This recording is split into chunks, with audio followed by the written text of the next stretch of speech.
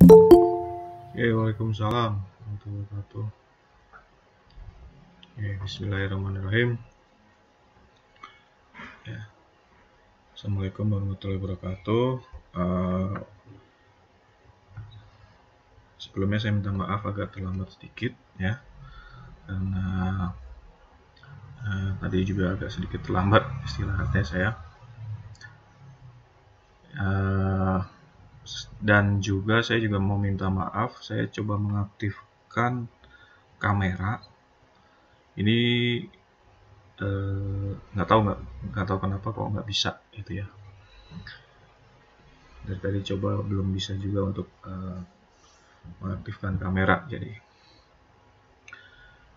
lalu yang berikutnya juga saya juga minta maaf, di presensi ini, sistem presensi kok untuk yang hari ini belum ada ini. Saya juga lagi tanyakan ke Bu Feby untuk adminnya. Untuk sistem presensinya belum ada, tapi nanti kita lihat saja kira-kira siapa saja yang belum hadir ya, atau tidak hadir di hari ini. Untuk sampai dengan saat ini, tunggu sebentar ya, saya coba buka dulu.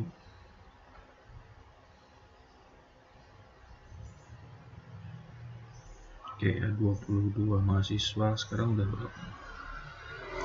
Sudah baru 20, baru 19 ya berarti ya. Oke, coba saya panggil saja satu persatu dulu ya, secara manual. Nanti kalau sudah ada di sistem saya akan masukkan. Oke, yang pertama itu Arsy. Hadir, Pak. Oke, siap. Sebentar. Sebelum lanjut. Afila. Hadir, Pak. Oke. Berikutnya Kanavaro. Hadir, Pak. Oke, siap. Berikutnya Darel. Hadir, Pak. Berikutnya Eva. Hadir, Pak. Oke, siap. Berikutnya Fahril. Hadir, Pak. Oke. Berikutnya Hurai Visa. Hadir, Pak. Oke, siap. Berikutnya Fatu Rizky. Hadir, Pak. Oke. Berikutnya Khairul Nizam. Hadir, Pak. Oke. Berikutnya Hanif Amrullah. Hadir, Pak. Lalu Hanif Ismail. Hadir, Pak. Elza. Hadir, Pak. Sudah sehat? Ya. Alhamdulillah, Pak.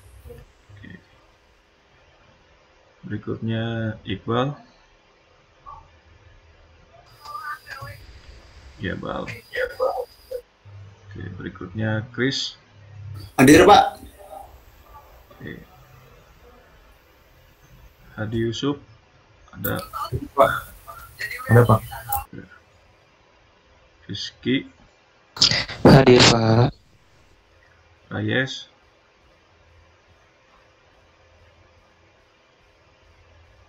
Ada Rayes.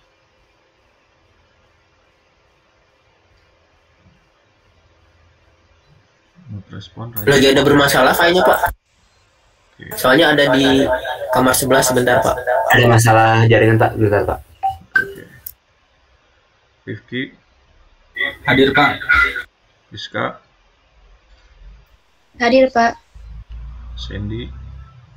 Hadir, Pak. Sarip. Hadir, Pak. Ini Res juga hadir, Pak. Sebelah saya. Ya. Oke. Terakhir Utari. Hadir, Pak. Oke ya, alhamdulillah hadir semua. Ya, jadi nanti tinggal kita laporkan aja sesuai dengan hari ini. Baik, bismillahirrahmanirrahim. Untuk siang ini kita membahas materi yang pertama, yaitu mengenai bilangan. Sebelum masuk ke dalam bilangan, sebentar saya coba share.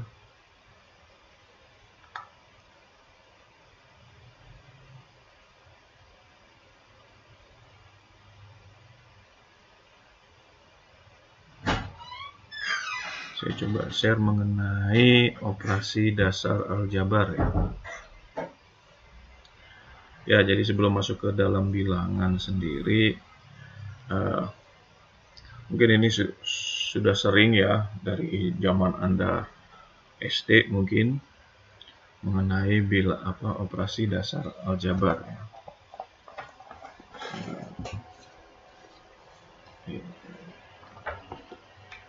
Oke, jadi setidaknya untuk saat ini nanti akan dijelaskan sedikit mengenai hukum operasi dasar. Ya, ini hanya menyinggung sedikit saja. Lalu ada penjumlahan dalam pernyataan aljabar, pengurangan dalam pernyataan aljabar, perkalian, pembagian ya. Itu operasi dasar ya, jumlah kurang kali bagi, itu kira-kira. Nanti setelah operasi dasar aljabar dirasa cukup ya. Untuk hari ini mungkin nanti kita akan melanjutkan pembahasan mengenai apakah Anda pernah mendengar mengenai yang namanya bilangan kompleks. Ya, jadi apakah bilangan kompleks itu, lalu pemanfaatannya bilangan kompleks itu seperti apa? Atau kita tarik ke depan dulu ya, apa aja sih bilangan kompleks itu, nanti operasinya bagaimana ya, fungsinya nanti apa, itu jika waktunya cukup kita tambah ke situ ya mengenai bilangan kompleks ya. Nah, sebentar. Oke. Kalau bisa saya bacakan, bahwa mungkin Anda sudah tahu dan hanya mengingatkan di mana di dalam matematika sendiri itu ada bab mengenai pembahasan aljabar ya. Nah, ini aljabar ini yang namanya matematika itu pasti harus ada aljabar ya. Kalau nggak ada ya bukan matematika gitu kan, tidak bisa berjalan matematikanya gitu kan. Nah, aljabar sendiri adalah teknik yang digunakan untuk menyajikan suatu masalah matematika dengan simbol atau huruf ya, sebagai peubah suatu objek dalam masalah tersebut ya. Nah, dalam aljabar, nah ini biasanya terdapat 3 bentuk ya. Bentuk ini kalau Anda lihat sekilas ya, ini adalah sebuah persamaan ya, atau bentuk dari bisa juga persamaan diferensial gitu kan. Nah, nantinya ini sering kita jumpai ya di dalam matematika. Nah, di dalam aljabar sendiri terdapat 3 bentuk ya. Nah, ada yang disebut dengan koefisien, ada yang disebut dengan variabel, ada yang disebut dengan konstanta. Koefisien itu adalah bentuknya adalah angka ya di depan variabel ya.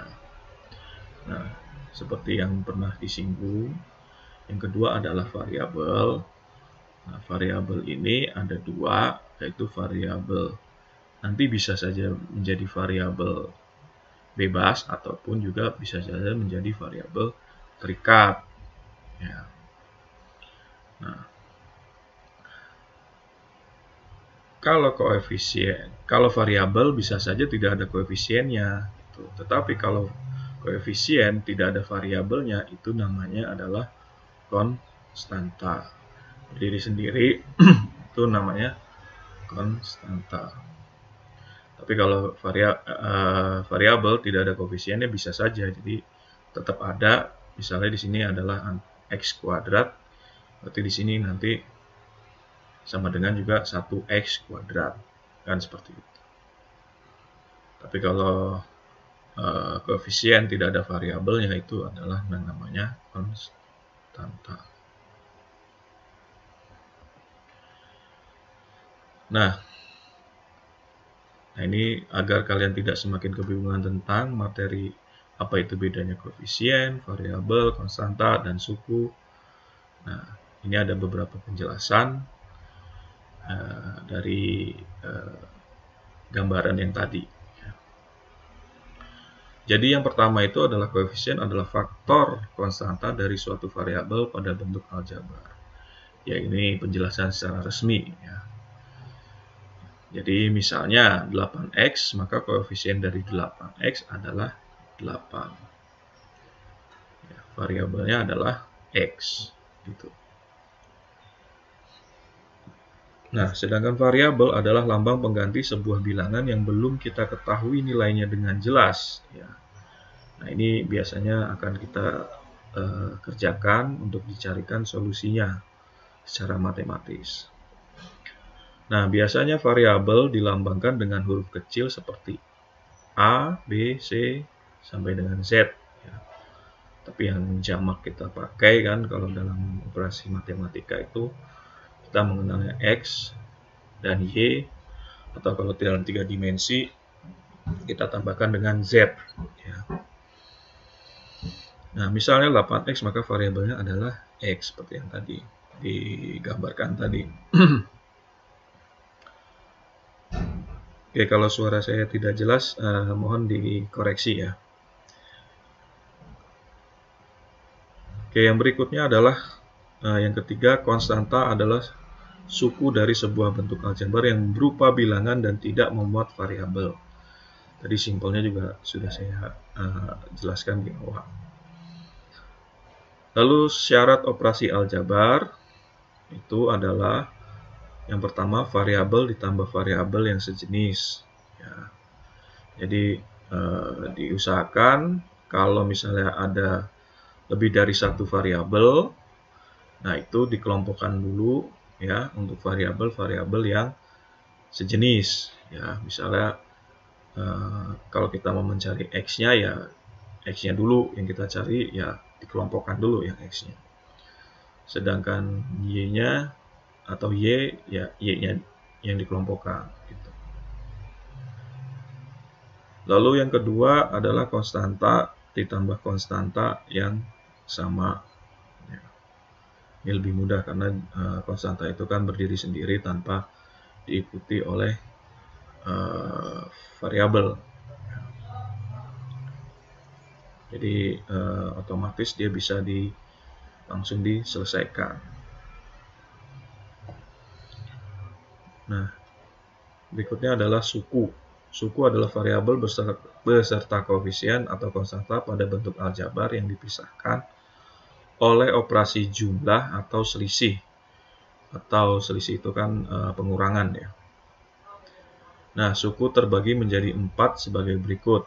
Ya, suku 1 adalah bentuk aljabar yang tidak dihubungkan oleh operasi penjumlahan atau selisih. Ya, dia berdiri sendiri, ya suku 1. Jadi tidak ada 5x plus berapa gitu, nggak ada, atau 3b kuadrat minus berapa. Nah, bentuknya bisa positif ataupun negatif. Ya. Nah, yang berikutnya suku itu ada yang namanya suku 2. Ya. Nah, ini dihubungkan oleh satu operasi penjumlahan ataupun selisih pengurangan. Ini sudah ada yang dihubungkan ya. Jadi b kuadrat ditambah 5 gitu ya. Jadi berapa b kuadrat nanti akan dijumlahkan dengan 5, hasilnya berapa solusinya. Begitu juga yang lainnya. Lalu ada juga suku 3 ya. Nah, ini dihubungkan oleh dua operasi jumlah atau selisih. Bisa jumlah-jumlah atau kombinasi jumlah selisih ataupun selisih-selisih, bisa saja. Anda sudah pasti mengenal. Lalu bentuk aljabar yang mempunyai lebih dari dua suku disebut polinom atau suku banyak. Ya, nanti ada fungsi juga ada itu yang mengenai fungsi kuadrat, ada fungsi linier, ada fungsi kuadrat, ada fungsi kubik atau pangkat 3, ada juga fungsi suku banyak atau fungsi polinomial, yaitu suku yang pangkat n. Ya. Itu. Nah, itu dari bentukan-bentukan aljabar ya.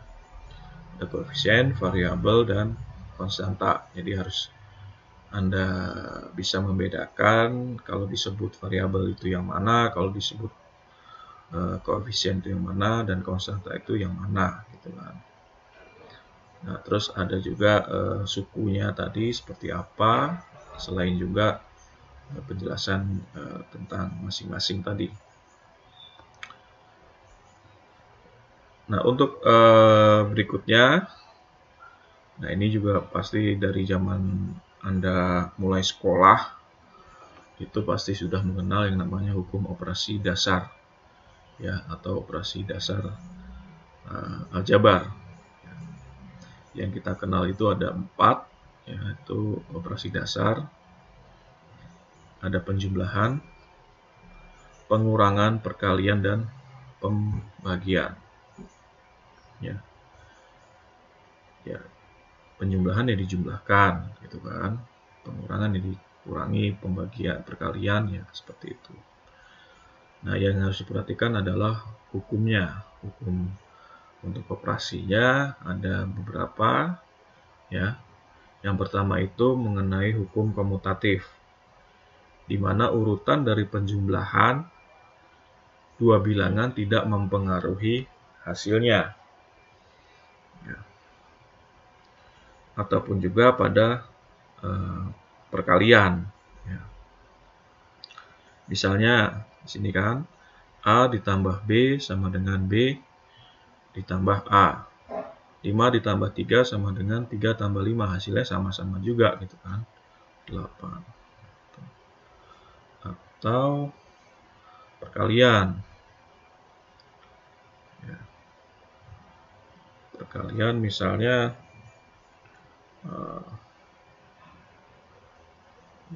pen saya. Oh ya. Kalau perkalian kan A dikali B sama dengan B dikali A. Ya. Misalnya 2 dikali 3 sama dengan 3 dikali 2. Hasilnya juga akan sama dengan, bagaimanapun juga akan sama gitu kan. Itu hukum komutatif. Urutan dari penjumlahan atau perkalian dua bilangan tidak mempengaruhi hasilnya. Lalu ada yang namanya hukum asosiatif, di mana bentuk dari penjumlahan ya, atau bentuk dari perkalian nanti ada penjumlahan dan perkalian boleh dikelompokkan secara sembarangan tanpa mempengaruhi hasilnya. Nah, kalau di dalam penjumlahan contohnya A plus B tambah C ya. Sama dengan mau B plus C dulu diselesaikan baru ditambahkan A, atau A ditambah B baru nanti hasilnya ditambahkan dengan C, itu akan sama saja. Begitu juga kalau dalam perkaliannya ya. Jadi kalau perkaliannya ya, sebentar pen saya sebentar. Nah ini A ya B dikali C ya dalam kurung. Nah, ini juga akan sama dengan kalau kita menyelesaikan A dikali B dulu, baru hasilnya nanti dikalikan dengan C. Nah, itu hukum asosiatif ya. Dikelompokkan tanpa mempengaruhi hasilnya nanti sama saja.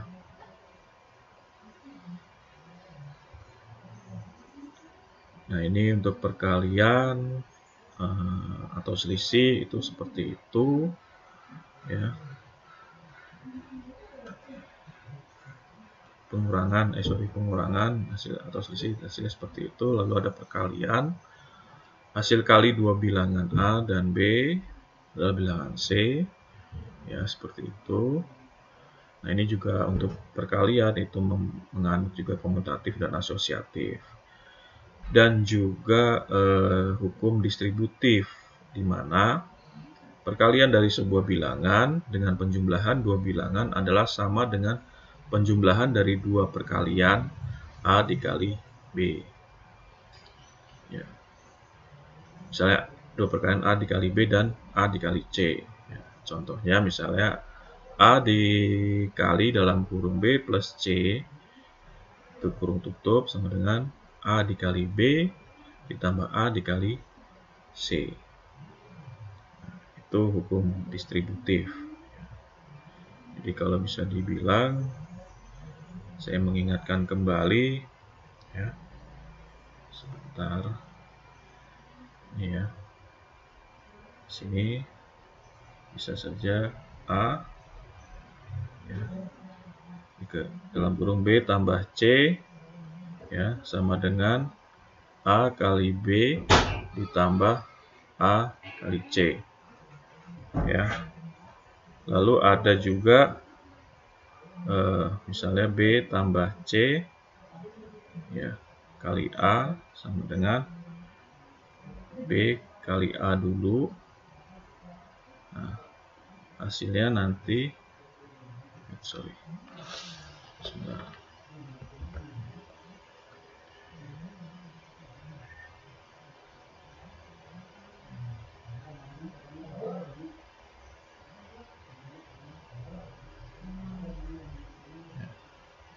B dikali A ditambah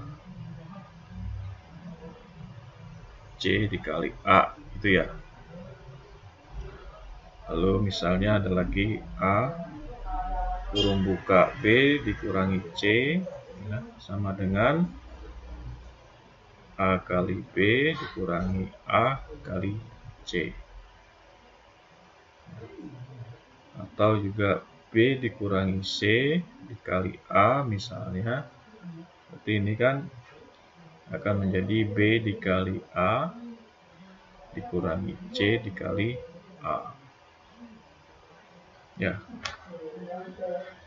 Gitu untuk perkalian ya. Jadi ini adalah ini bentuk dari hukum distributif ya, distributif perkalian ya, perkalian.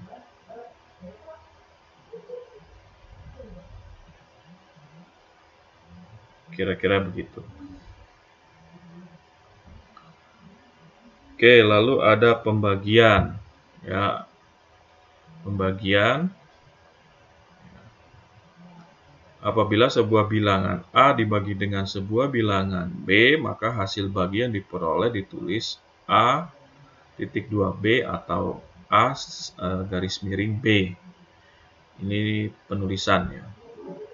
Di mana A disebut yang dibagi dan B disebut pembagi. Ya. Atau pembilang dan penyebut ya, kalau di matematika dasar sebelum-sebelumnya itu bisa disebut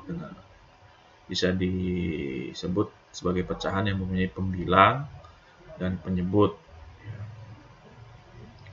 Dalam operasi ini berlaku hukum distributif. B plus C dibagi A sama dengan B bagi A dulu ditambah C dibagi A. Kira-kira seperti itu. Nah, ini untuk penjumlahan dalam pernyataan aljabar, ya. Biasanya dalam bentuk persamaan, ya, menyelesaikan dalam solusi persamaan. Kalau ada persamaan-persamaan yang harus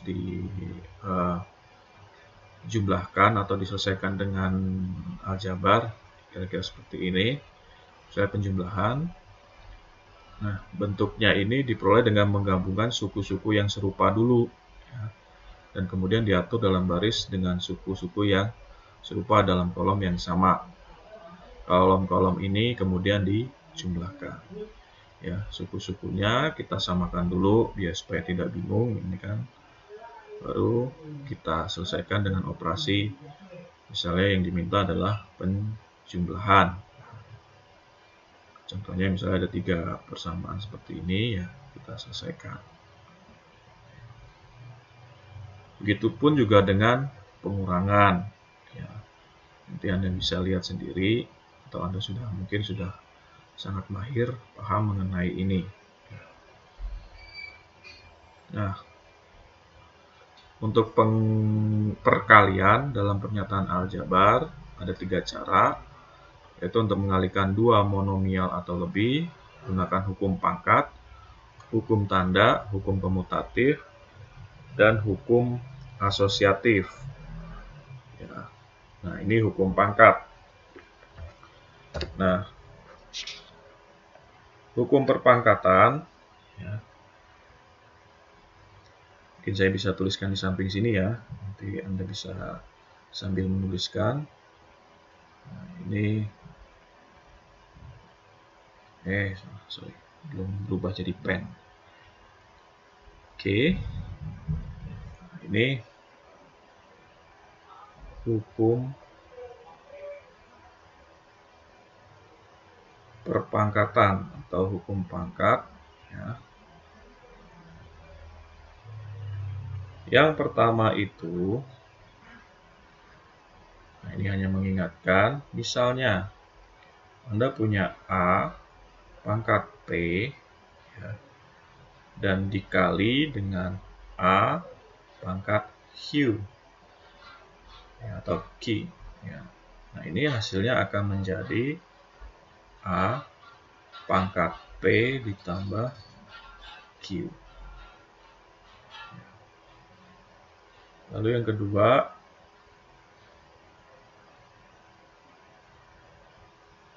pembagian. Ya. Kalau dibagi, misalnya A pangkat P dibagi A pangkat Q, ya, sama dengan,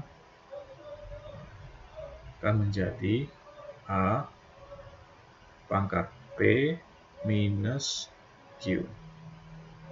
Ya. Nah, atau juga bisa juga menjadi sama dengan 1/4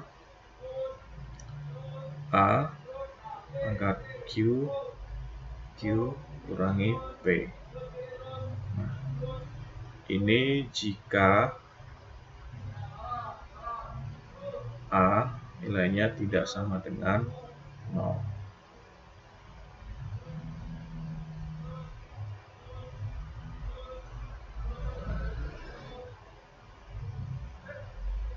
Yang ketiga,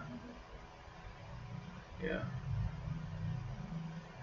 A pangkat P lalu dipangkatkan lagi dengan Q. Bentuknya akan jadi seperti apa? Ada yang tahu? Halo? A pangkat P kali Q, Pak. A gini, pangkat P dikali Q, gitu ya? Iya, Pak. Oke. Lalu hukum perpangkatan yang berikutnya, yang keempat itu mungkin Anda ingat A kali B. Nah, hasil dari A kali B lalu dipangkatkan P. Ini bisa kita jabarkan menjadi A pangkat P dikalikan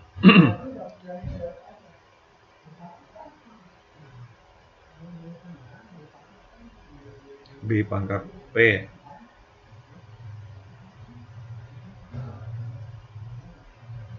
Beda ya.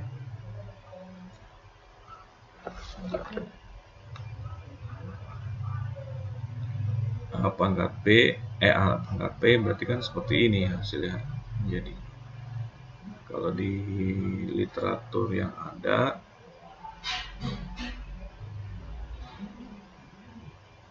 nanti coba di cross check ya, dibantu di cross check benar nggak A pangkat P dikalikan B pangkat Q, benar nggak ini?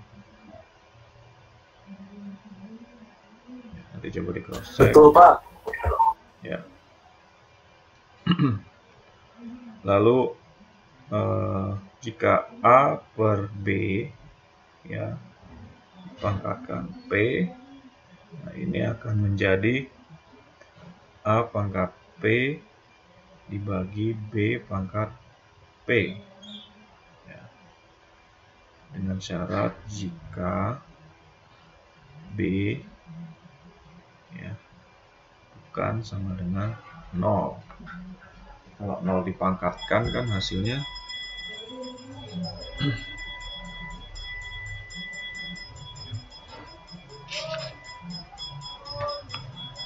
nah, yang kelima itu untuk hukum perpangkatan yang kelima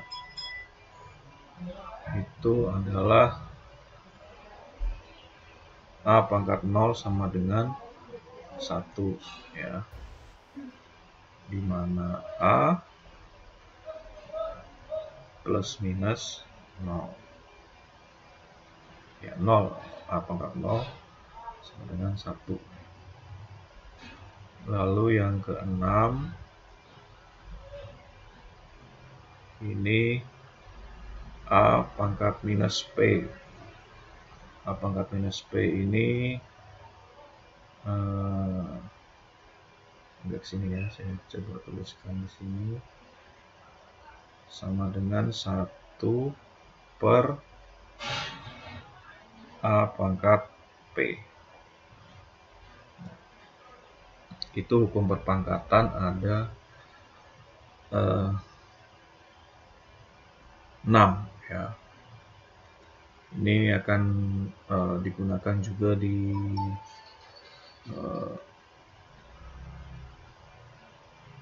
untuk membantu di perkalian bentuk aljabar.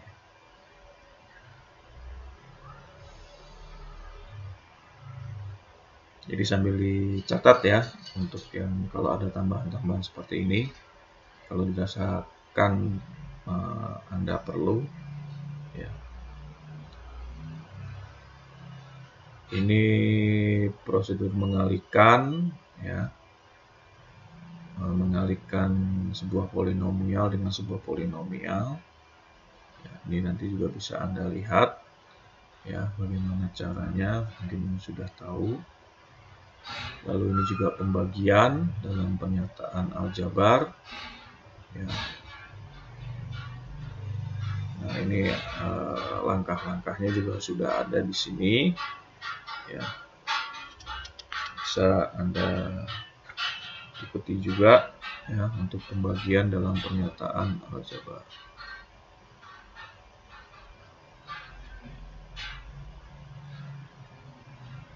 Mungkin ada juga yang bisa menyelesaikan pembagian perkalian itu atau pembagian khususnya itu dengan secara cepat ya silakan. Tapi kalau mengikuti langkah ya contohnya seperti yang bisa Anda lihat nanti di contoh ini ya, kira-kira seperti itu. Ini seperti yang di buku yang materi engineering matematik ya. Saya ambil di situ ya. Dari situ ini quadratic expression ya. Mungkin Anda bisa lihat nanti jika Anda ketemu operasi bilangan seperti ini, penjabarannya nanti seperti apa ya.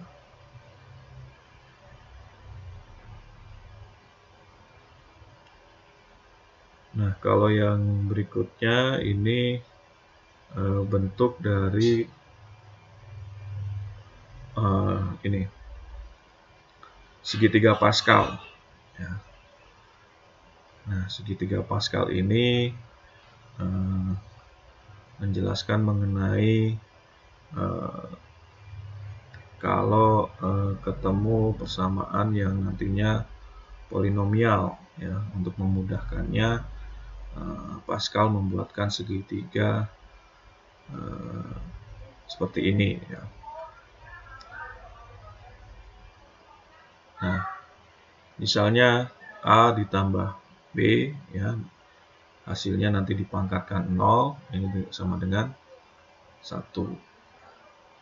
Lalu A ditambah B ya dikuadratkan, pangkat 1, ini pangkat 1 sorry.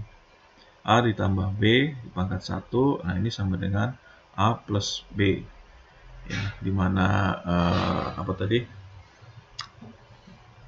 koefisiennya itu nilainya adalah 1. Nah, berikutnya kalau dikuadratkan A plus B-nya dikuadratkan, hasilnya itu menjadi A kuadrat plus 2AB ditambah B kuadrat. Nah, seperti ini kalau segitiga Pascal. Jadi ini 1 turun 1 turun 1, nanti berikutnya ini turun 1, ini turun 1, nah ini dijumlahkan 2.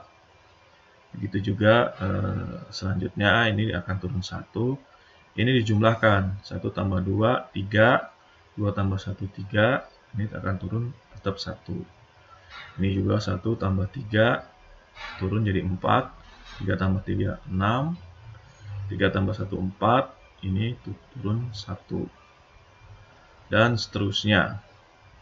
Kalau pangkatnya tinggal mengikuti berapa pangkatnya di sini ya. Apakah di sini pangkat 3, dari pangkat 0 ya, dari pangkat 0, pangkat 1, pangkat 2, pangkat 3, 4, 5, dan seterusnya.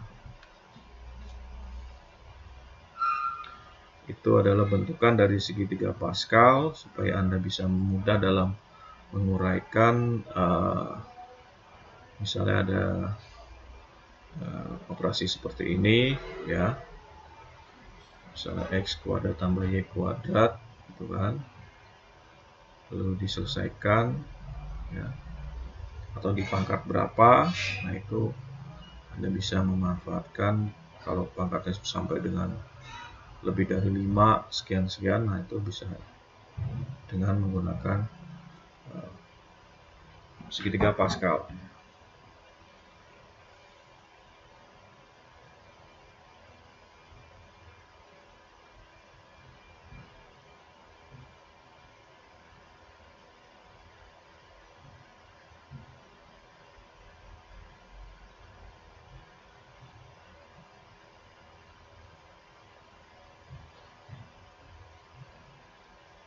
Nah, untuk menentukan tadi kan menentukan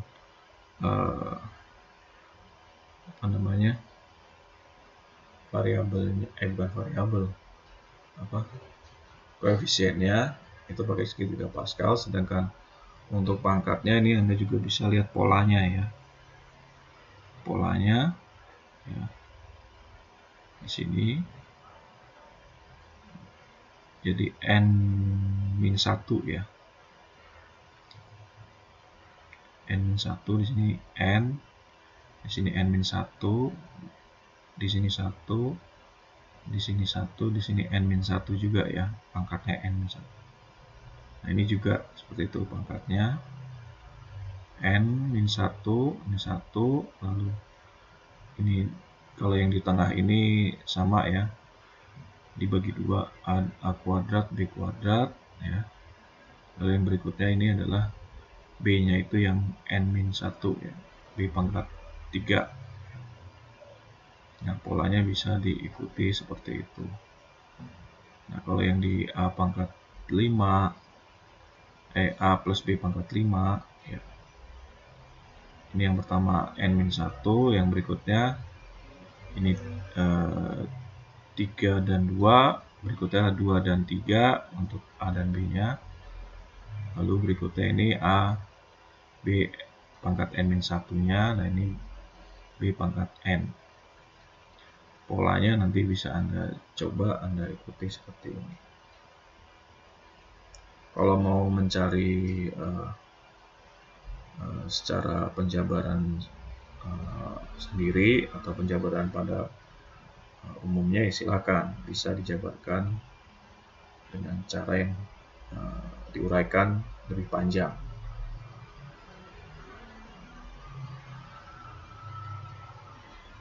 Oke, nah ini hanya contoh-contoh dalam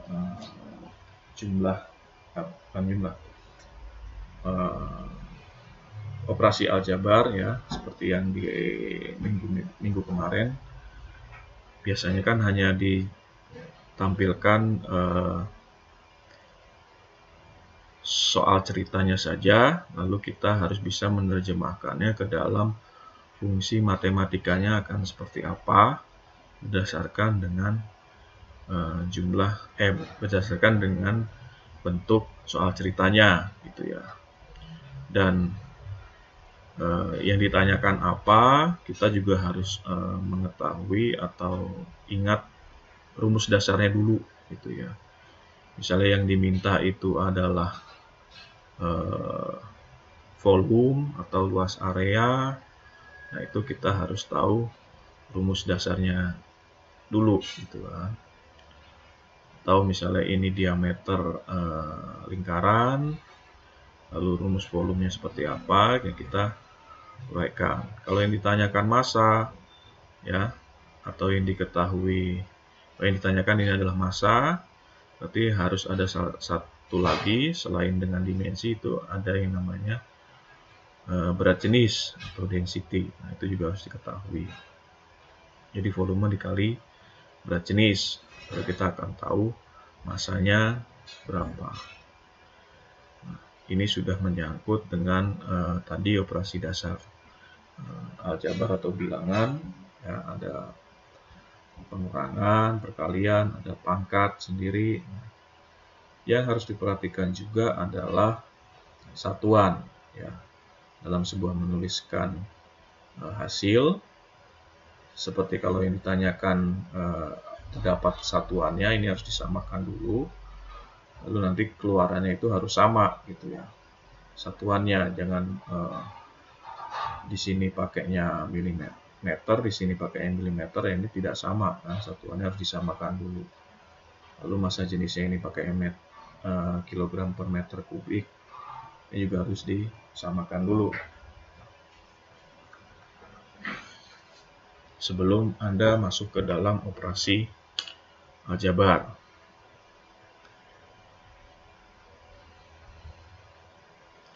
Ini juga sama ya. Jadi kalau ada rumus ada soal cerita, Anda masukkan dulu, uraikan ke dalam bentuk persamaan matematikanya dengan rumus dasar yang setidaknya hafal lah. Kalau rumus dasarnya bentukan-bentukan dasar ya setidaknya hafal gitu kan. Lingkaran kalau ada tinggi ya, luasan lingkaran kalau ada tinggi berarti itu kan menjadi volume gitu kan, bisa dilihat. Jadi tidak terpaku kepada contoh nantinya gitu ya, tapi harus dilihat soal per soal untuk mendapatkan solusi apa yang diminta. Gitu.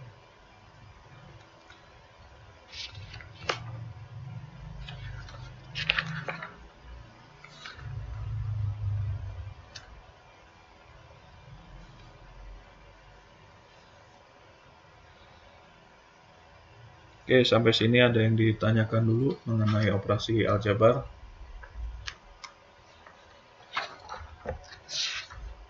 Lama jadi. Ya, gimana? Masih belum ada Pak. Oke.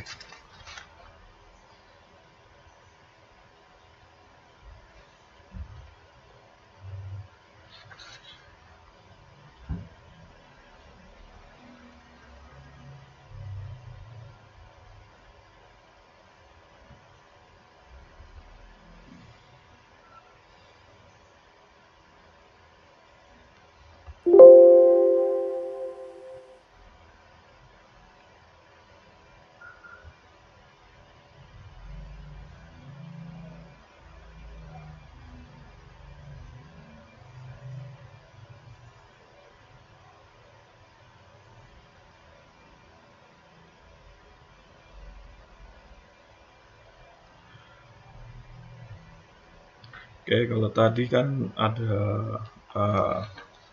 penjumlahan, pengurangan, selisih, perkalian, pembagian, terus ada pangkat, lalu juga ada ya di sini ada operasi aljabar juga yang namanya akar. Nah, saya langsung saja ya. Biasanya akar itu kan ditulisnya dengan akar A ya, pangkat atau akar pangkat ke N dari A itu akan ditulisnya seperti ini. Jadi akar pangkat ke N dari A yang ditulisnya adalah seperti ini. Kelihatan kan di layar Anda? Kelihatan Pak. Lihat Pak. Oke. Nah, jika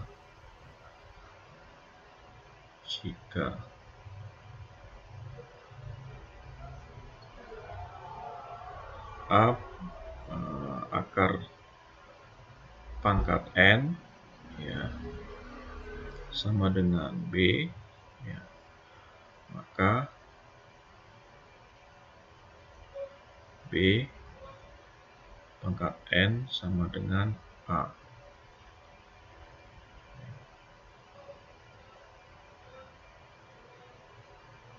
Jadi pindah ke lajur sebelahnya kalau seperti ini.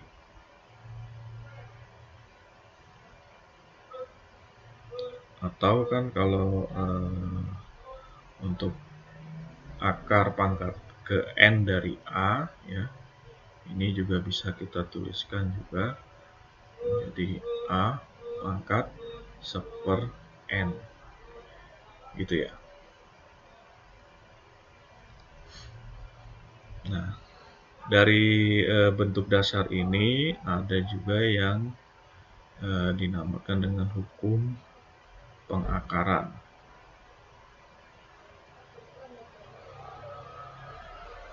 Ya. Jadi lebih kurangnya ada 5 ya. Yang pertama itu misalnya ada bentuk ya,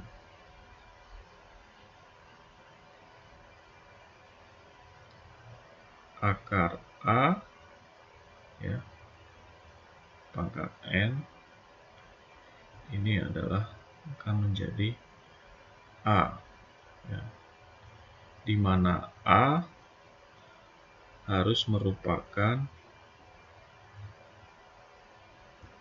bilangan real.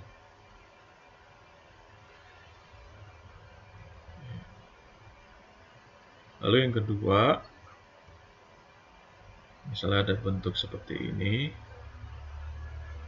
akar A dikali B ya, ini akar pangkat N, nah, ini bentuknya akan menjadi akar A pangkat N ya, dikali juga kita uraikan menjadi akar pangkat B pangkat N ya, akar B pangkat N.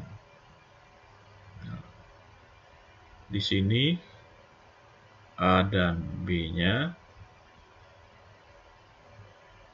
juga harus bilangan real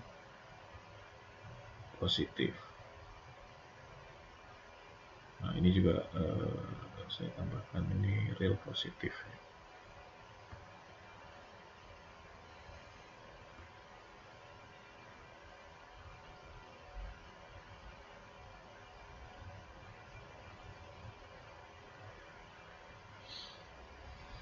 Oke, hukum yang ketiga bentukannya. Kalau ada akar pangkat N dari A dibagi B, ya, ini bentuknya akan menjadi akar pangkat N dari A dibagi akar pangkat N dari B. Nah, ini dengan A harus lebih kecil sama dengan harus lebih besar sama dengan 0, ya, dan B-nya tidak boleh 0 tapi harus lebih besar.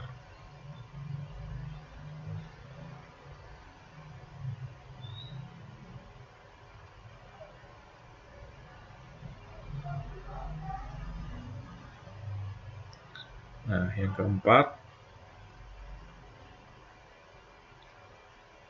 akar pangkat N dari A pangkat M, ya, ini akan menjadi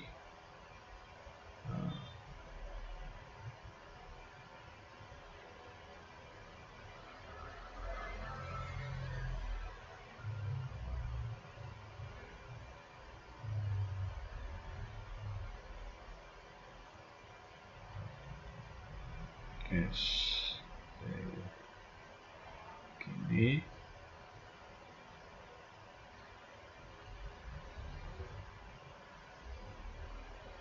Ya.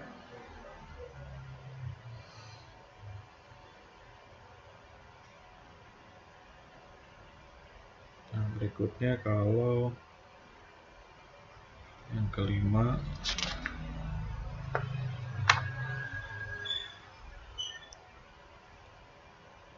nah ini akar double. Misalnya akar pangkat ke M dari akar pangkat N dari A, ini bisa kita tuliskan menjadi akar A. Nah, ini M dikali N.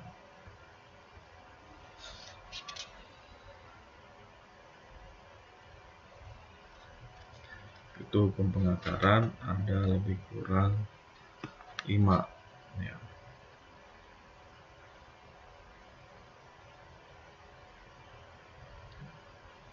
Nah, jangan lupa kalau dalam bentuk pengakaran, kalau bisa dilakukan penyederhanaan, ya. Ini. Penyederhanaan bentuk akar. Supaya apa? Supaya bisa memudahkan Anda melakukan penyelesaian juga, gitu kan.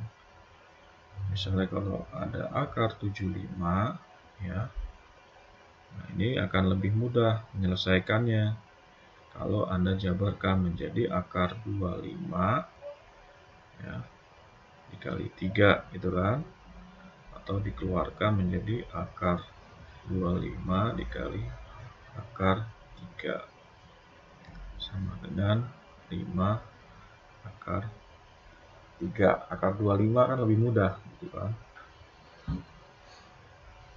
ya, dibandingkan kita mencari akar 75, gitu kan. Nanti hasilnya ya bisa langsung seperti ini saja, atau akar 3 yang mau Anda jabarkan dalam bentuk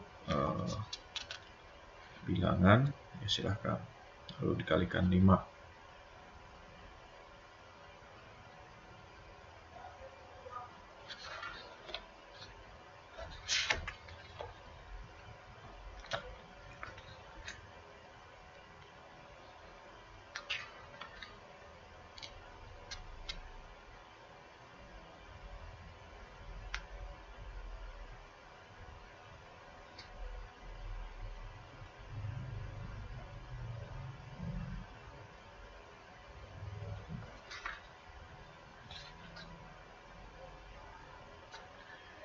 Oke, sampai sini ada yang ditanyakan?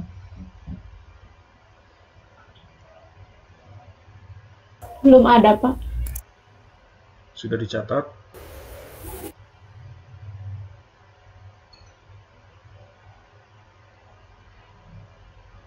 Silahkan dicatat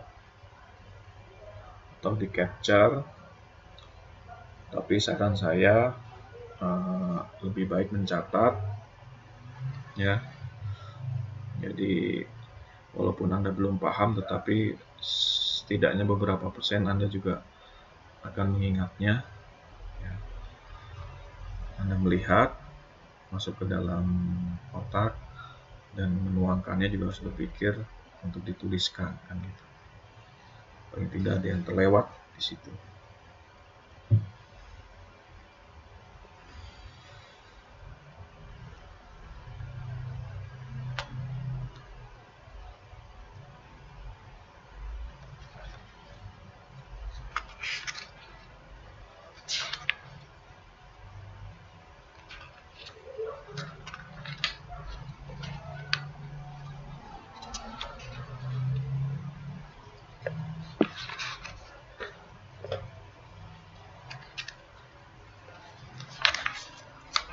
Oke, kalau tidak ada, kita lanjutkan ke pembahasan berikutnya mengenai bilangan kompleks.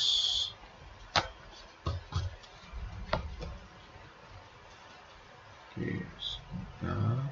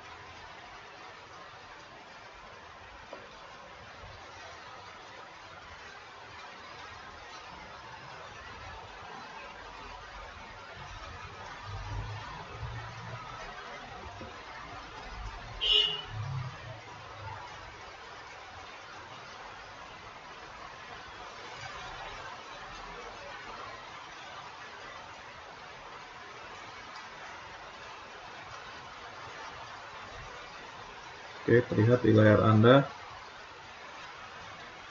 Kelihatan, Pak. Oke. Saat ini kita membahas mengenai bilangan kompleks. Jadi kalau bisa selesai sampai nanti hari ini, ya kita selesaikan atau kita sambung hari Kamis. Jadi ini nanti saya akan coba untuk menjelaskan mengenai bilangan kompleks itu. Yang pertama itu adalah pendahuluan, ya. Kita mengenal. Oh, sebelumnya apakah sudah belajar mengenai bilangan kompleks sebelumnya? Halo? Jangan, sudah Pak. Oke. Semester berapa? Semester kemarin Pak. Sama dosen luar berarti ya? Ya Pak, sama Pak Rasidi. Oke, berarti sudah tahu, ya. Ada bagian pendahuluan, nanti kita Anda dikasih tahu tidak bagaimana sejarah atau munculnya dari bilangan kompleks, sudah pernah dijelaskan.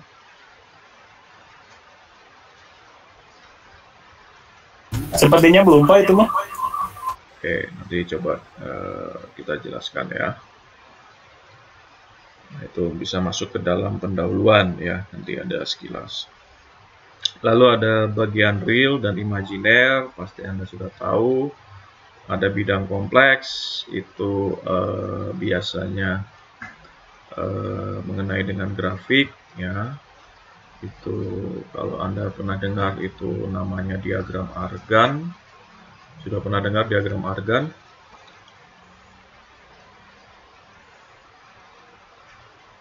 Halo? Diagram Argan sudah pernah dengar belum?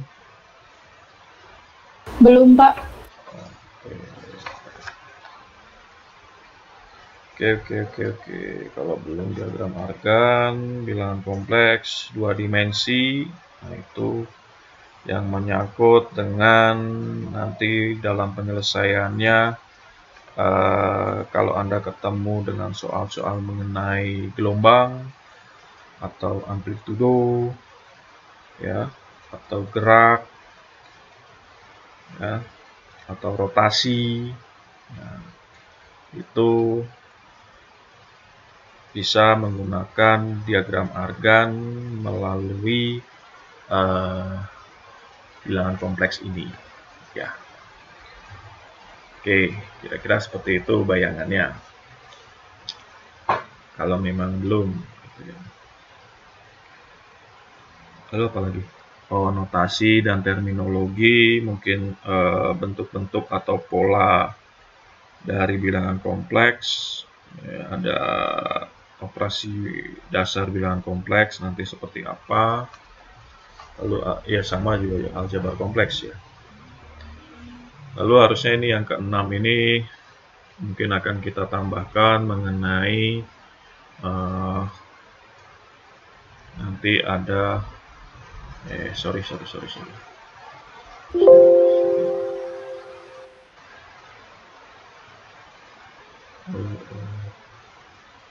Pencet. Oke.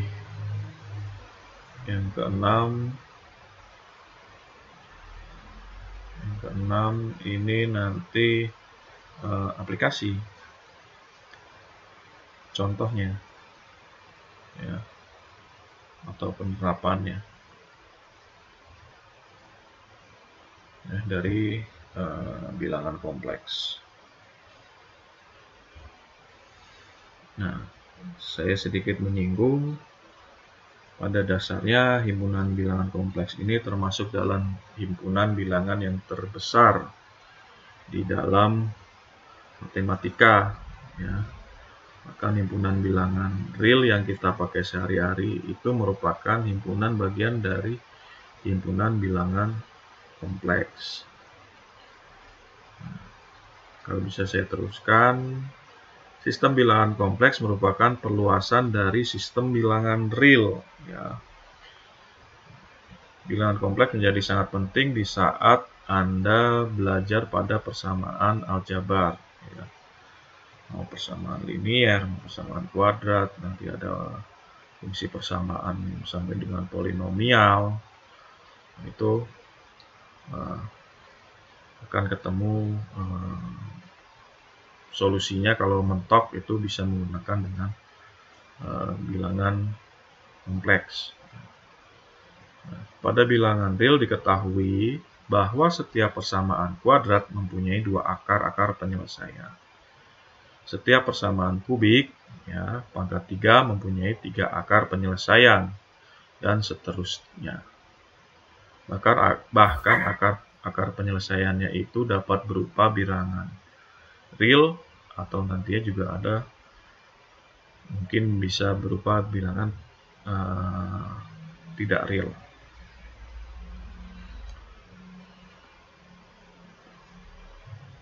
Oke, sebelum masuk ke sini ya,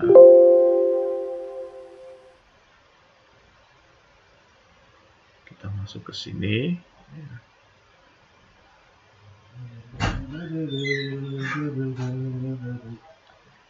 Oke, nah,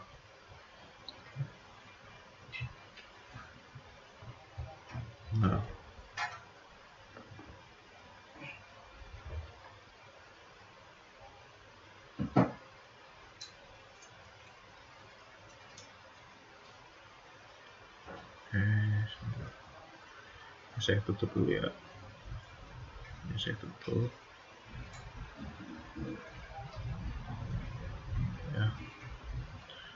Jadi kita masuk ke materi berikutnya.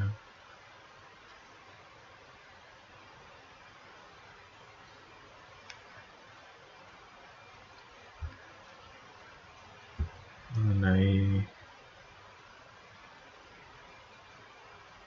bilangan kompleks. Ya. Kompleks. Oke ya. Nah, pada awal mulanya bahwa bilangan kompleks sendiri oleh para ilmuwan terdahulu itu digunakan untuk menyelesaikan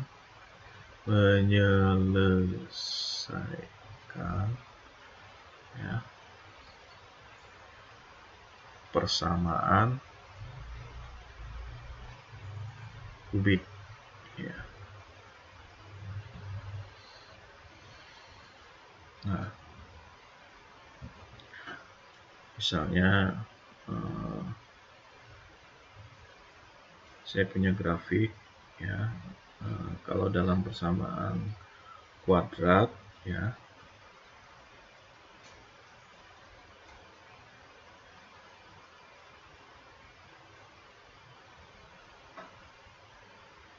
ini sumbu X, yang ini sumbu Y ya. Lalu kita buat grafik parabola ya, untuk persamaan kuadrat ya, kira-kira seperti ini. Sorry, tidak menyentuh ya.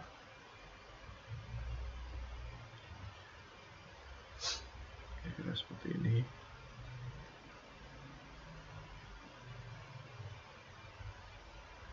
Ya, anggap saja menyentuh di situ ya. Nah, ini misalnya fungsi dari X kuadrat ya.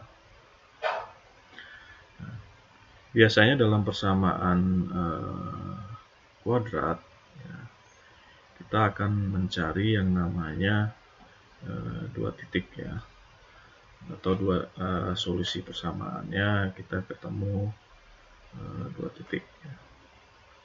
Nah, biasanya ini akan membentuk satu garis hubungan ya. Nah, ini akan menjadi mx plus b. Namanya apa ini mx plus b? Ada yang tahu?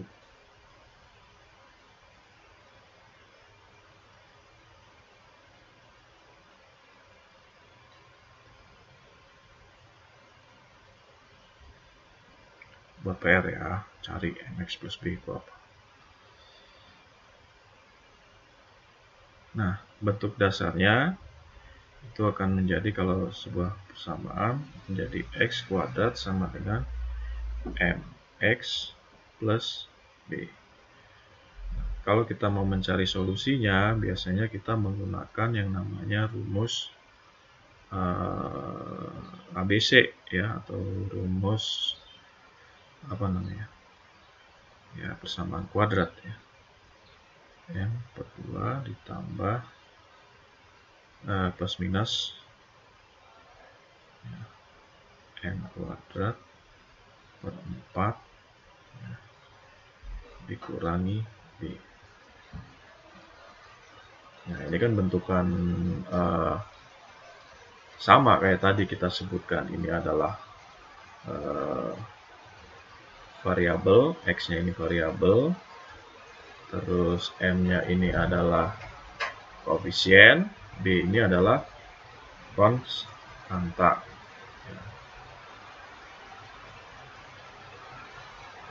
Nah, tapi perlu diingat bahwa kalau mencari persamaan kuadrat, solusinya itu tidak boleh misalnya ada titik di sini, ya, misalnya ada titik di sini, Ini titik minus 2 gitu. Tidak menyinggung atau tidak memotong grafik ya. Nah itu. Jadi syaratnya harus mx ditambah b harus lebih kecil daripada 0. Ini untuk persamaan kuadrat ya. Lalu kalau persamaan kubik ya, bentukannya misalnya kalau Anda masih ingat ya, dalam persamaan kubik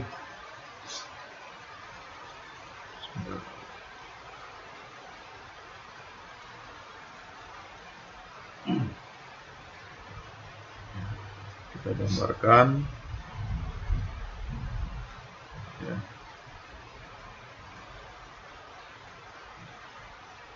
Black ya.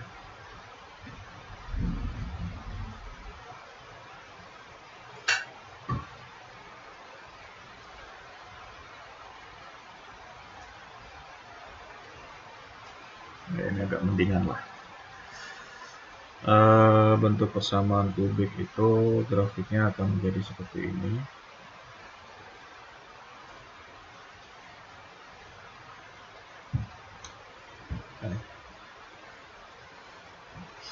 Nah, ini dari titik minus tak hingga sampai dengan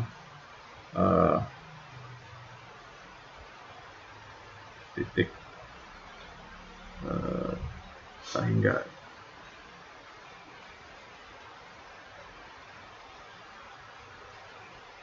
Oh, ini sumbernya saya lupa.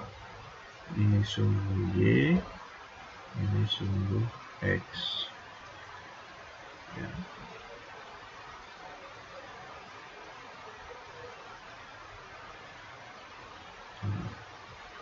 Kalau mau menyinggung dimanapun, ya kalau persamaan kubik, ya misalnya ini bentuknya akan menjadi Px ditambah Q. Ya. Nah ini adalah grafik dari persamaan kubiknya ya. Ini grafik persamaan kubik X pangkat 3. Bentuk penyelesaiannya akan menjadi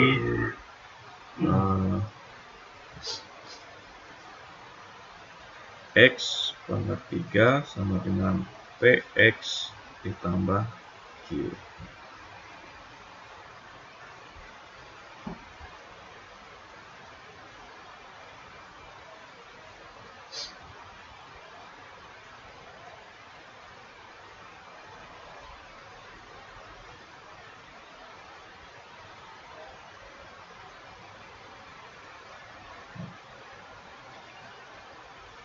Oke, dari sini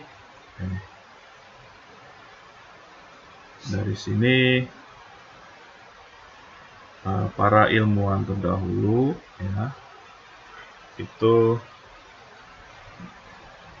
ada namanya ilmuwan Del Ferro, ada juga ilmuwan Italia namanya Tartaglia, ada ilmuwan namanya Cardano ya. Itu dia menemukan bentukan rumus kira-kira seperti ini ya. X sama dengan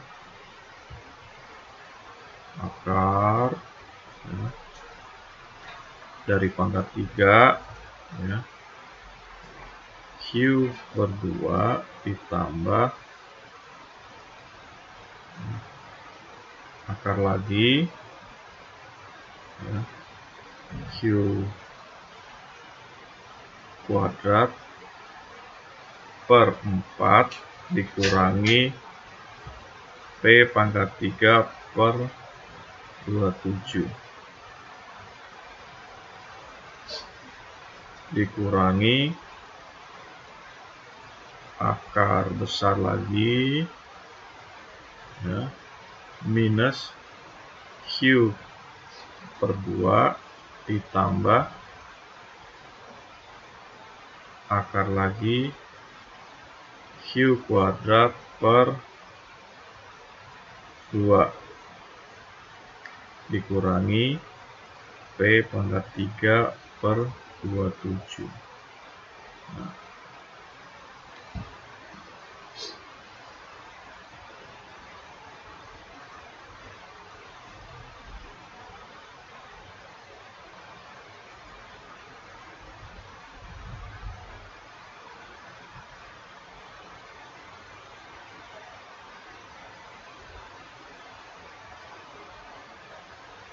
kalau misal ini adalah rumus untuk penyelesaian persamaan kubik, ya. Tapi kalau Anda mau menyelesaikan dengan persamaan seperti ini, ya berarti harus siap menghafalkan persamaan kubik seperti ini, ya. Misal ada soal ya, Anda coba, ya, dengan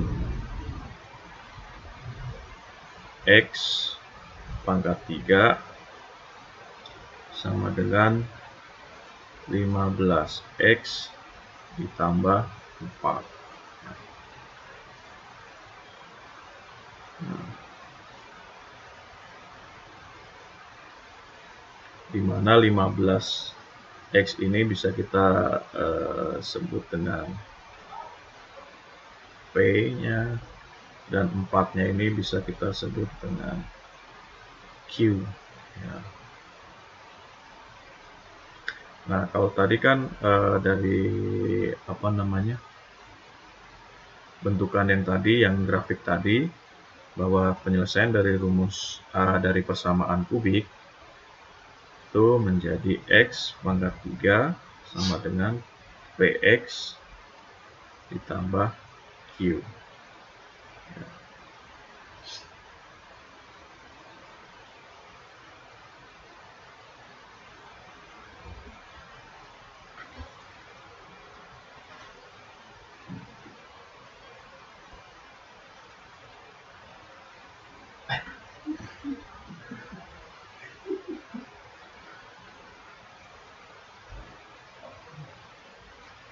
Silakan kalau Anda mau coba ini, misalnya Anda masukkan ke dalam sini, ya,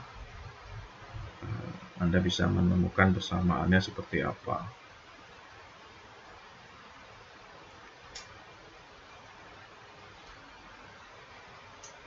Q, sebentar.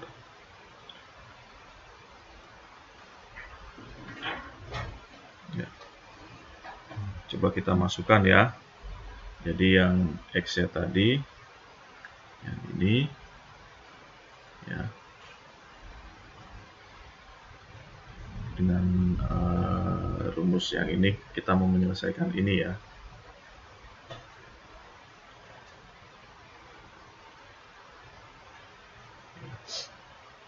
Kita selesaikan, ya.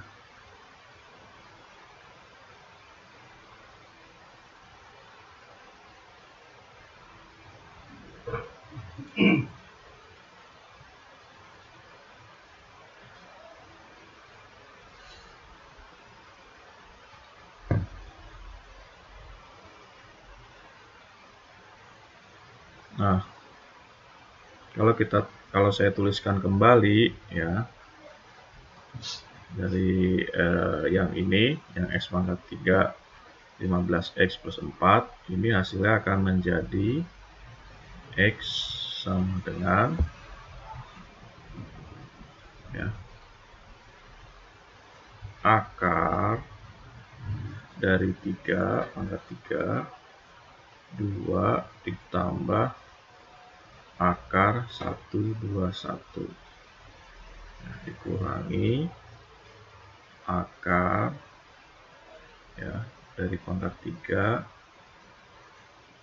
ya, minus 2 ditambah akar minus 121.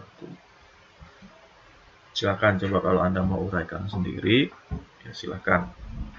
Benar nggak itu? Ya.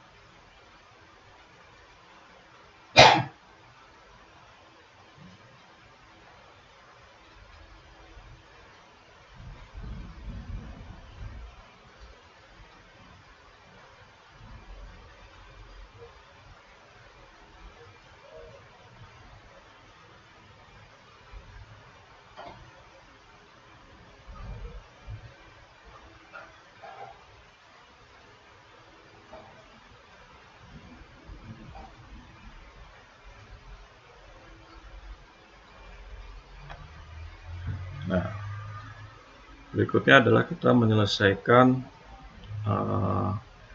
yang akan kita selesaikan adalah akar 121-nya dulu. Untuk dari penyelesaian akar 121, sini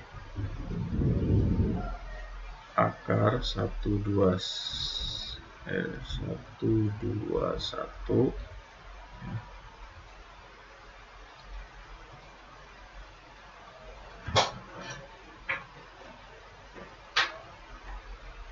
ini minus ya, sorry, ini ada minusnya, maaf. Ini minus 121 juga ya, ini minus 121, jadi ini juga minus 121, ini minus 121, minus 121. Nah, seperti yang tadi saya jelaskan di awal, kita sederhanakan dulu akarnya ya, menjadi akar 121 dikali akar minus 1, gitu kan, sama. Nah, akar 121 11 ya, ini jadi akar minus 1 juga akar minus 1 ya.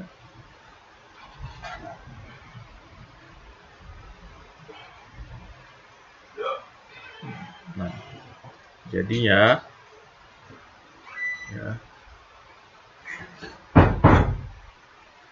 2 ditambah akar minus 121 ya, ini akan menjadi 2 ditambah 11 dikali akar minus 1.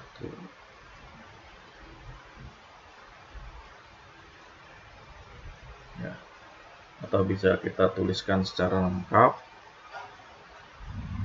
ya, menjadi X sama dengan akar dari pangkat 3 2 ditambah 11 kali akar minus 1 dikurangi.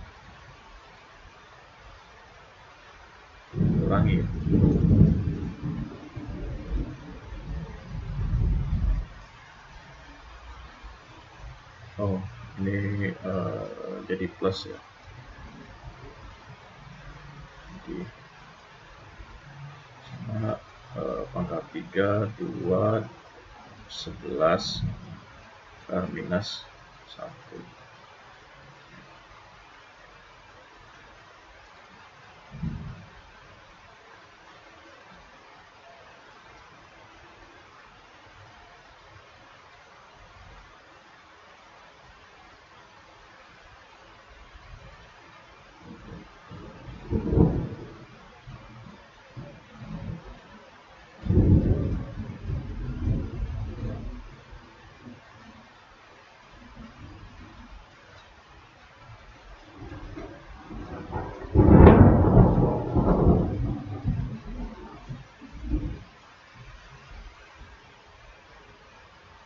Nah, ini bentukannya dari tadi penyelesaian yang tadi ya.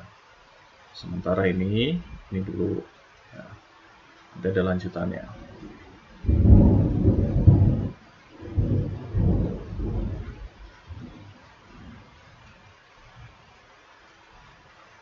Nah, bagaimana kita harus mencari solusinya bahwa akarnya itu berapa gitu kan, untuk mencari yang solusi yang ini tadi, yang X pangkat 3 sama dengan 5X tambah 4. Berapa nilai X nya?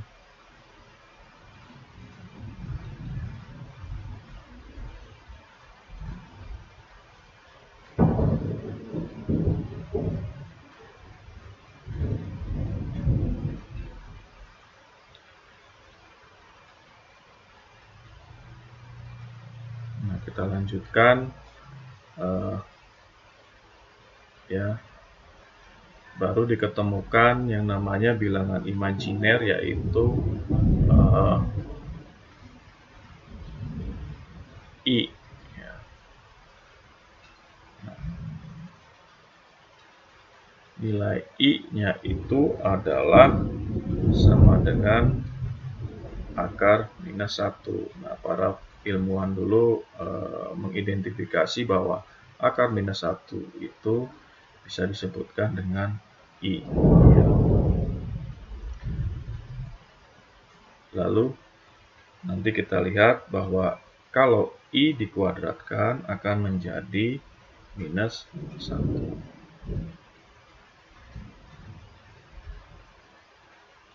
Nah, akar minus 1 ataupun akar minus 2 ataupun akar minus 3 itu bukan bilangan real ya. Makanya mereka menyebutnya dengan bilangan I atau imajiner ya.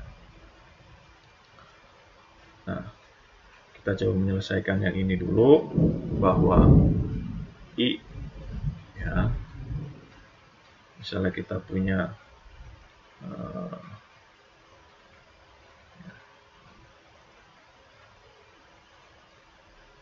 akar minus 1 kuadrat ya, sama dengan minus 1. Nah, ini kan akar minus 1 itu kan I ya tadi.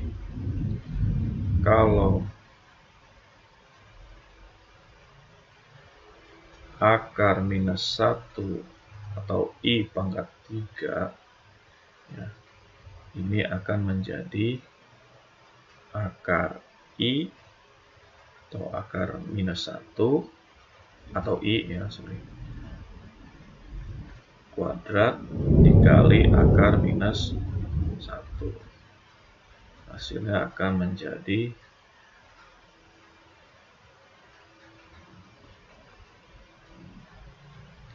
minus akar min 1 atau minus I ya.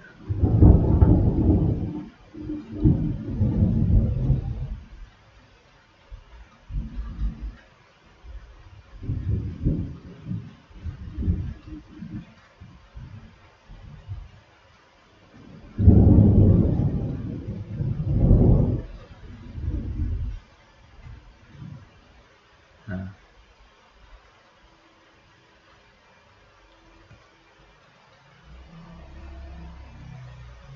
ini juga bisa menjadi kita buktikan benar nggak ini bahwa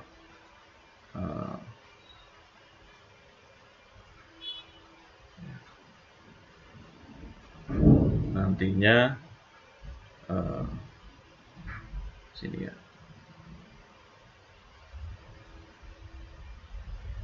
benar nggak, apakah 2 plus akar minus 1 pangkat 3 ya.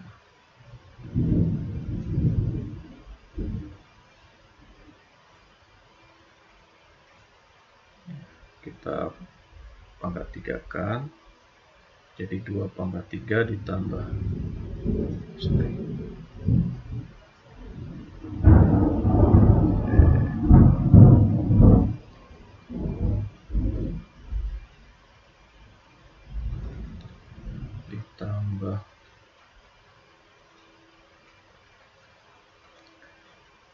3 dikali 2 kuadrat akar minus 1 ditambah 3 kali 2 akar minus 1 kuadrat ditambah akar minus 1 pangkat 3 sama dengan kita selesaikan jadi 8 ditambah 12 akar minus 1 ya, dikurangi minus 1 kuadrat itu sama dengan akar minus 1 kuadrat itu sama dengan minus 1 ya, jadi minus 6 ya dikurangi akar minus 1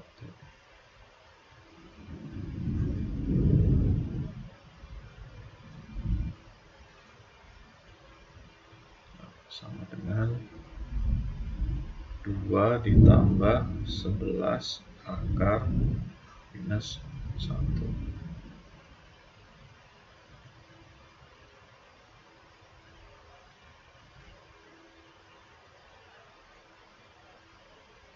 ya.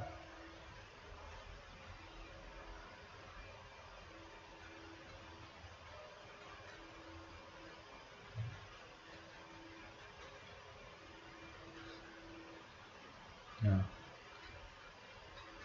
berarti kan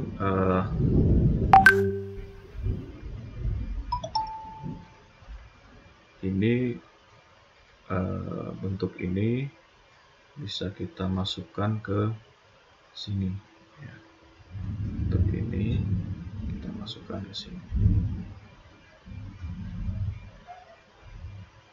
ya. Jadinya nanti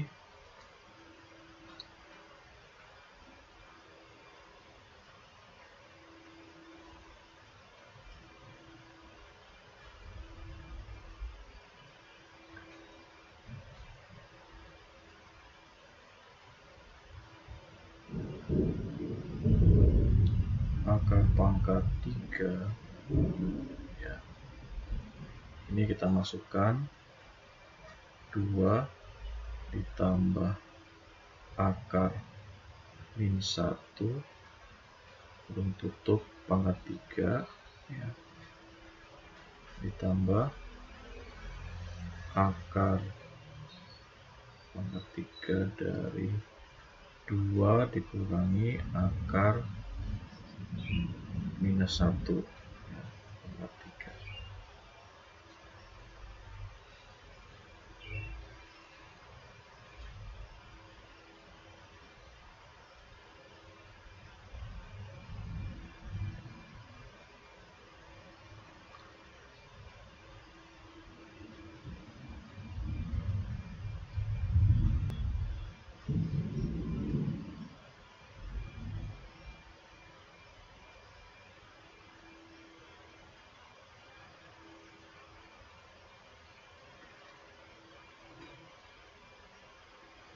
Nah, kalau sudah seperti ini, akar pangkat 3-nya kita bisa coret, ya kan? Coret, coret, coret, coret. Ya. Jadi yang tersisa hanyalah ya, sama dengan 2 ditambah akar minus 1 ditambah 2 dikurangi akar minus 1. Nah, ini juga bisa diselesaikan juga. Akar minus 1-nya kita selesaikan. Jadi yang tersisa hanyalah 2 ditambah 2 sama dengan 4.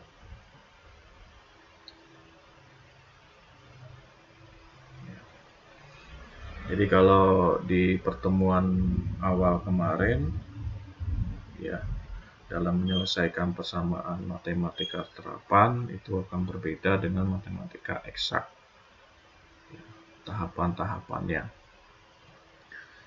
4 ini kita coba masukkan ke dalam rumus yang ini. Jadi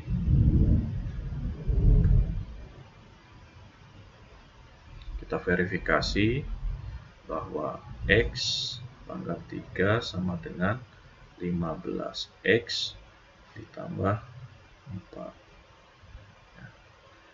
X-nya ini adalah 4 ya. Kita masukkan bahwa X pangkat 3, 4 pangkat 3 ya, sama dengan 15 dikali 4 ditambah 4. Ya, sama dengan ini juga 64, ini juga 64. Berarti X-nya sendiri adalah 4. Nah, di situ baru kita tahu bahwa selain bilangan real, dalam penyelesaian matematika itu kemungkinan akan bertemu dengan bilangan tidak real ya, atau dalam hal ini bilangan imajiner, itu akan bisa saja terjadi, tetapi tetap bisa diselesaikan.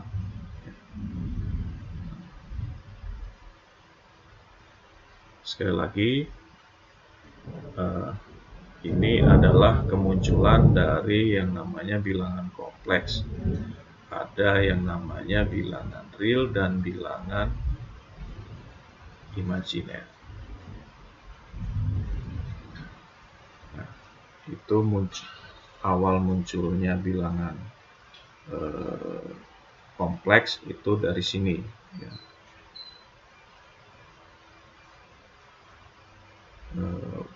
Ketiga ilmuwan ini menemukan rumus dalam penyelesaian persamaan kubik ya. Nah, dari rumus ini kita coba kita masukkan ke dalam rumus ini persamaan kubik tertentu ya.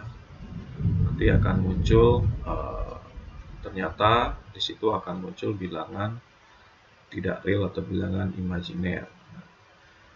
Kita diminta untuk mencari akarnya ya, atau X-nya dari persamaan ini.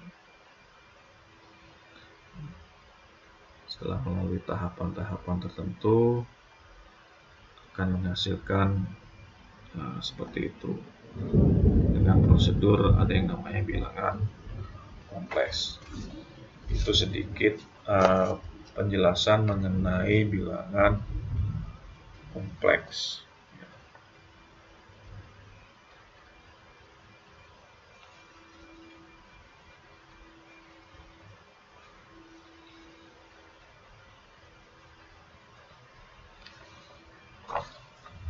Oke, sampai sini ada yang ditanyakan.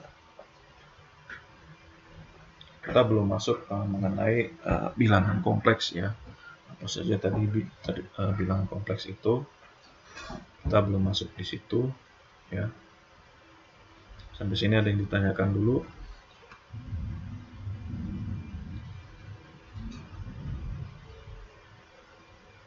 Masih di sini? Belum ada, Pak. Oke. Ini sudah di screen apa dicatat? Sudah, Pak. Oke ya.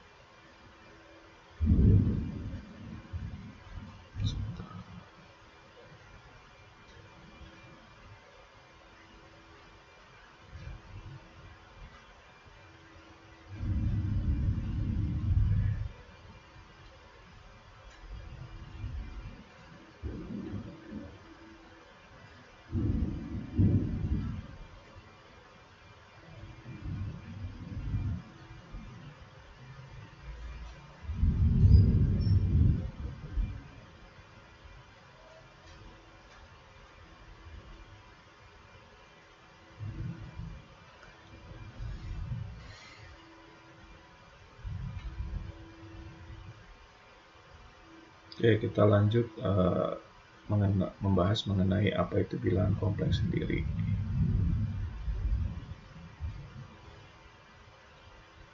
Kompleks. Jadi bentuk bilangan kompleks itu adalah Z sama dengan X ditambah I dikali Y. Ini bentuk dari bilangan kompleks. Ya.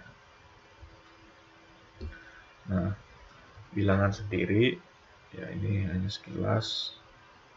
Ya. Itu kita kenal dengan bilangan bulat. Ada 2, ada -3, ada 7, ada sekian, kan? Nah, lalu ada yang namanya dari bilangan bulat itu adalah bilangan rasional dan irasional. Ya, 2/3, -4/5 itu masih bilangan rasional. Ya. Sedangkan bilangan irasional itu tadi akar 3, akar -3, lalu ada V, ada ln 2. Ya. Nah, kalau bilangan rasional ini bisa kita sebutkan menjadi bilangan real. Ya, bilangan real.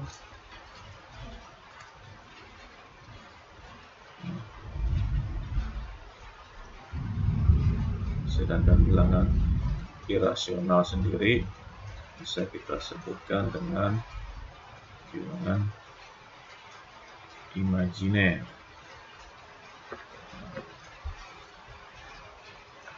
Nah, bilangan irasional bisa terdiri dari bilangan imajiner juga, gitu ya. Nah, ini misalnya tadi akar -1 atau akar V minus V, ya. Nah, kumpulan dari bilangan rasional dan bilangan imajiner, jelek.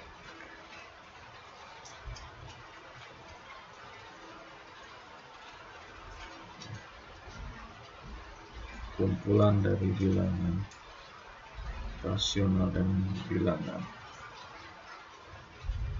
imajiner itu yang disebut dengan namanya bilangan kompleks. Jadi bilangan kompleks itu merupakan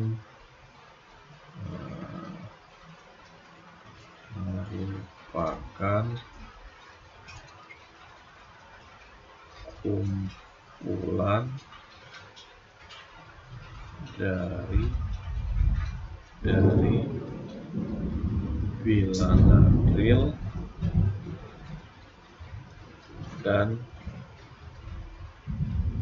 bilangan imajiner.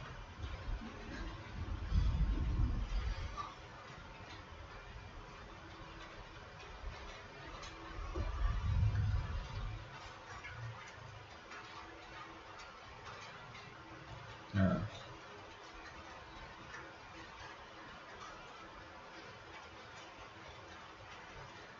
X sendiri, ya, Anda tahu, pasti sudah ingat, masih ingat, itu adalah real part atau bilangan imajiner, ya, bagian real dari Z. Sedangkan Y itu adalah bagian imajinernya.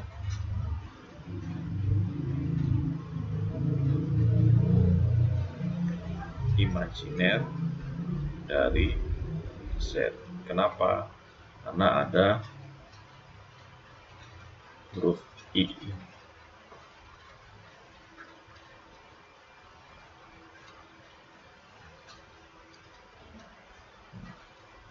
konsep dasarnya.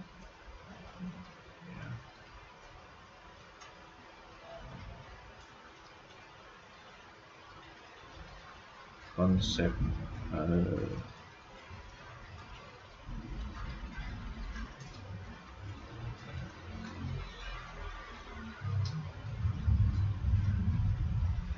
konsep dasar ya. Ini yang harus diketahui bahwa Z ya dari bilangan kompleks memiliki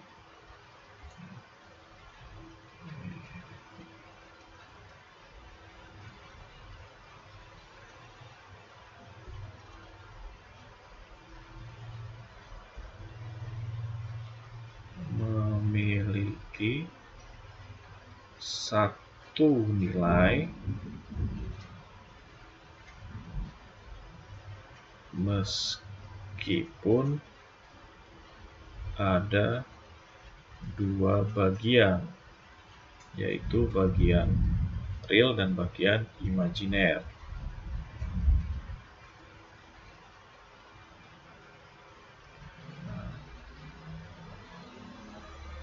Z sendiri bisa juga kita tuliskan menjadi RE, real part dari Z, ditambah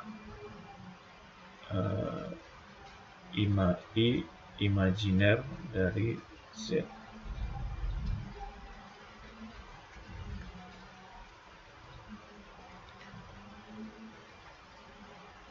Di mana nilai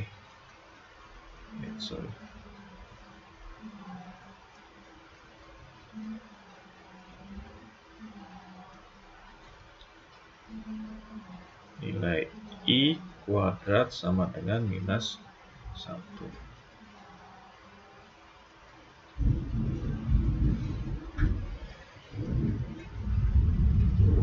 Jadi kalau ada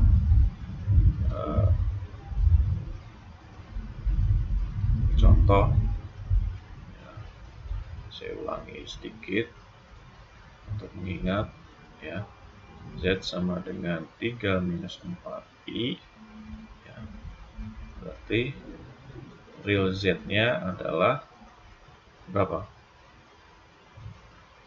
Dan imaginary Z-nya berapa? Realnya berapa?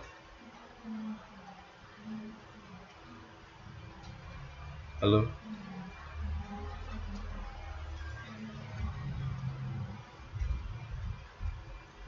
Halo?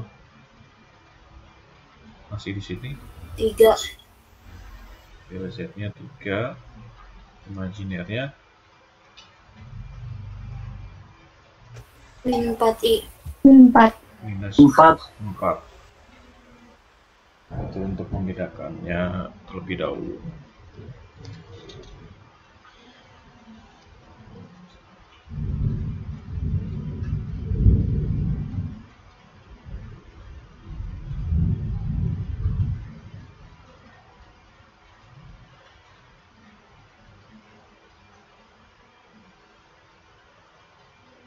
Atau saya punya soal lagi, misalnya Z sama dengan 3x I ditambah 4y minus 3.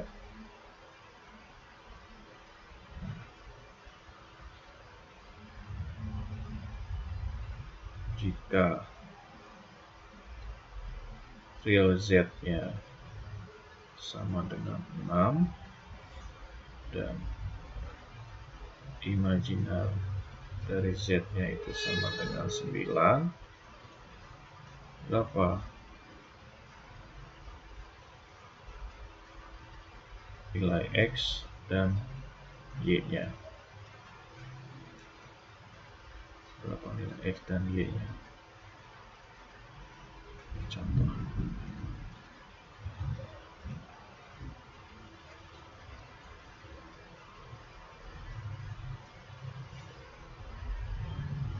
Jadi kalau di sini berarti kita bisa ketahui ya, kalau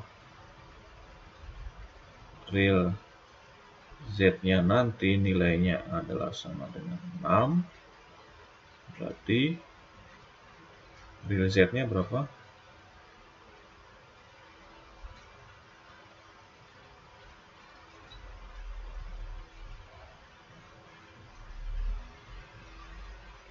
Yang 4Y-3, Pak. Tanpa I ya. Berarti 4Y minus 3 sama dengan 6. Nah, dari sini kita bisa ketahui bahwa nilai dari Y adalah 9/4.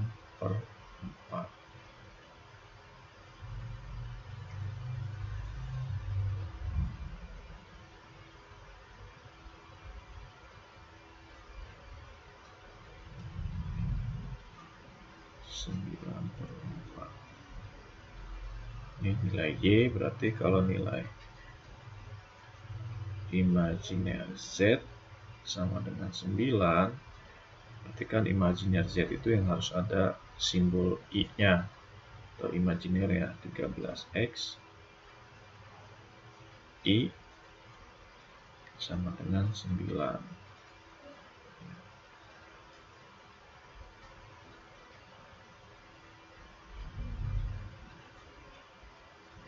Berarti ini sudah tidak pakai I ya.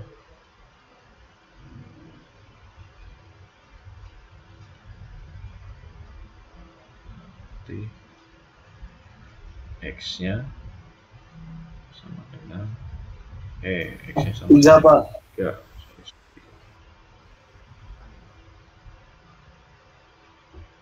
Sama dengan 3.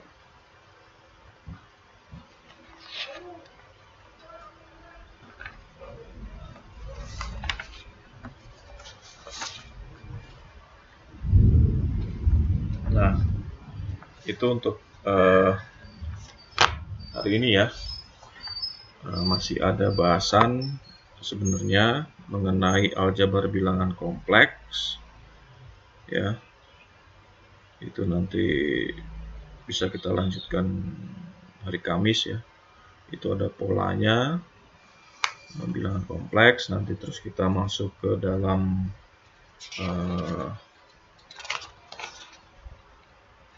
bilangan kompleks secara geometrisnya ya, dengan menggunakan diagram Argand. Lalu ada beberapa aplikasi penggunaan bilangan kompleks pada persoalan fisik, bukan hanya fisika juga gitu kan.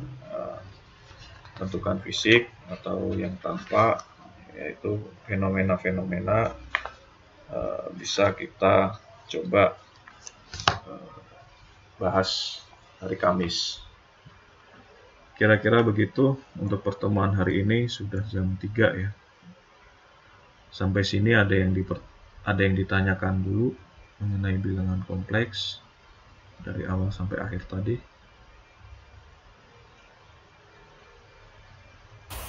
Mungkin tidak ada, Pak. Masih aman, Pak. Masih bisa mengingat yang sebelumnya ya. Masih aman. Ya, Pak. Insya Allah. Bisa. Oke. Nanti mungkin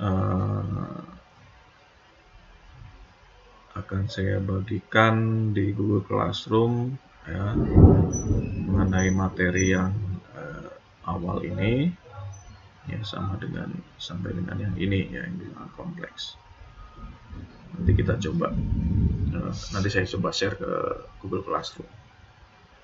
Baik, kira-kira begitu rekan-rekan mahasiswa ya.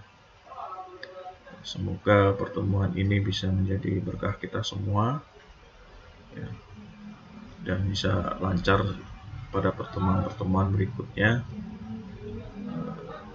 Kira-kira begitu, dan semoga selalu sehat dan bisa mengikuti setiap pertemuannya. Kira-kira gitu. ya semuanya.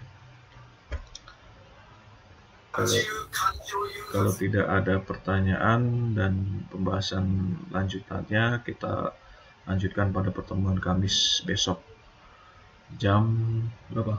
Jam 9. 9.45 ya mulainya. Oke. Ya Pak. Oke. Terima kasih atas perhatiannya pada pertemuan kali ini. Baik, saya tutup pertemuan ini dengan sama-sama membaca Alhamdulillah. Sampai jumpa berikutnya. Alhamdulillahirobbilalamin. Ya. Selamat sore. Assalamualaikum warahmatullahi wabarakatuh. Waalaikumsalam. Terima kasih Pak. Terima kasih Pak. Sama-sama.